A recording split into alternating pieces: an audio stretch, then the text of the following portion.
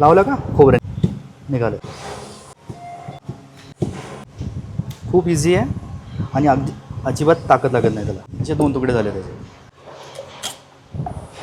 एकदम परफेक्ट झाले यार. आजचा विषय जरा वेगळा आहे. नारळ माझ्या हातामध्ये तुम्हाला दिसतोय. तर दादा आजचा हा विषय काय आहे? आम्ही नारळ तोडण्याचं प्रोडक्ट तयार केलेलं आहे. यापूर्वी आपण ट्रेडिशनल गोष्टी वापरायचो. हातोडी झाली, त्याच्यानंतर स्क्रूड्रायव्हर झालं आणि सुरी झाली, या गोष्टी आपण वापरायचो. यामध्ये बऱ्याचदा लागण्याचा फार वेळा जास्त चान्सेस होते. तर या आम्ही जे नवीन प्रोडक्ट डेव्हलप केले त्याच्यामुळे लागणार नाही अजिबात हाताला आणि कामही खूप फास्ट होतं. तुम्ही या गोष्टी वापरून नारळ तोडून बघा, त्याच्यानंतर आपलं टूल वापरून किती वेळ लागतोय याचा आपण बघूया. तर आपण आता ज्या कन्व्हेन्शनल पद्धती आहेत त्याच्याने आपण नारळ फोडून बघूया किती वेळ लागतो आणि किती मेहनत लागते. इथे दगड ठेवलेला आहे, हातोडी बेट पण ठेवलेली आहे. बघूया आपण. पहिले तर बघा तुम्ही की नारळाला शेंब्या खूप जास्त आहेत, त्यामुळे हात तुटेल का नाही याची पण शंका आहे, कारण ह्या शेंब्या आधी काढाव्या लागतील जेणेकरून नारळ फोडायला जरा इझी होईल. सरांचं जे टूल आहे ते आपण वापरणार आहे पुढे.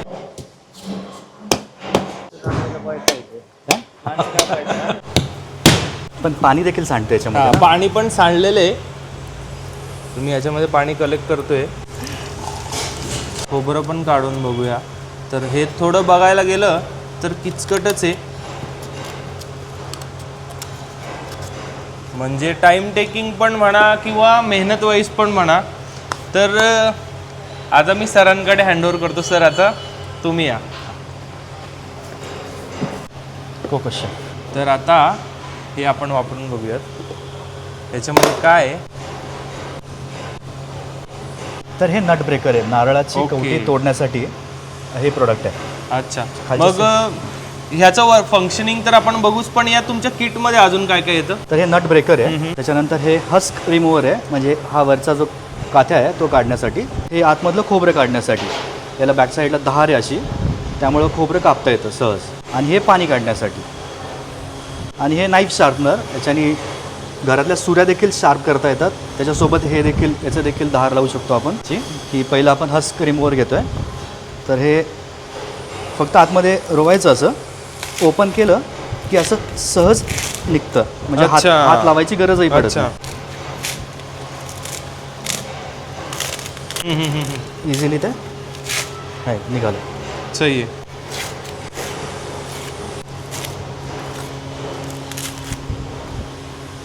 असं हे नारळ पूर्ण क्लीन झालाय. दाखवा जरा बघूया. मग याच्यानंतर दुसरी पायरी याची, 3 होल असतात त्याच्यामध्ये. तर एक त्याच्यामध्ये आपण होल करून त्याच्यातलं पाणी काढून घेणार आहोत. पाणी सांडणार नाही अजिबात? अजिबात सांडणार नाही. असं खोबरं देखील निघतं त्यातनं थोडंसं. आणि मग असं पाणी निघतं. अरे वा. त्याच्यामुळं सांडत नाही अजिबात पाणी.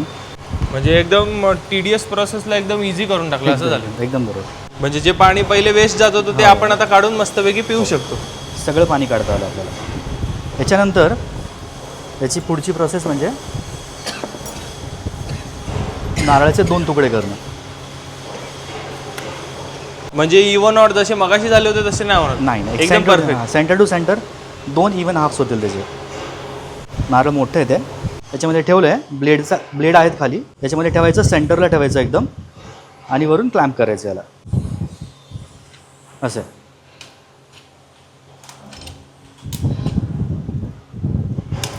असे 2 तुकडे झाले आणि एकदम मधोमध होतात ते.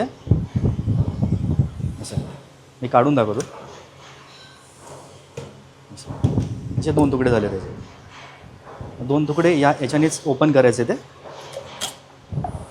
एकदम परफेक्ट झाले यार.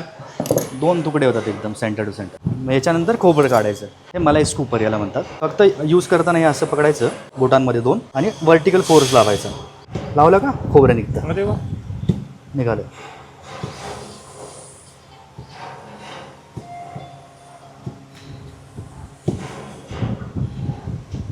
खूप इझी आहे आणि अगदी अजिबात ताकद लागत नाही त्याला. एकदम बटर सारखं निघते असं वाटतंय. नारळ फोडायची जी मशीन आहे ती बघितली तर ती अशा टाईपमध्ये पॅकिंगमध्ये येते. आणि याच्या आतमध्ये काय काय आहे ते पण इथे दाखवलेलं आहे. आणि याच्यामध्ये 2 व्हेरियंट आहेत. एक हा आहे आणि हा एक समोर तुम्हाला दिसतोय तो वाला आहे. तुम्हाला देखील हे प्रोडक्ट हवं असेल, तुम्हाला देखील वाटत असेल की नारळ सोप्या पद्धतीने आपल्याला फोडता यावं, तर आम्हाला तुम्ही संपर्क करावा. आमचा नंबर आहे 8669987229.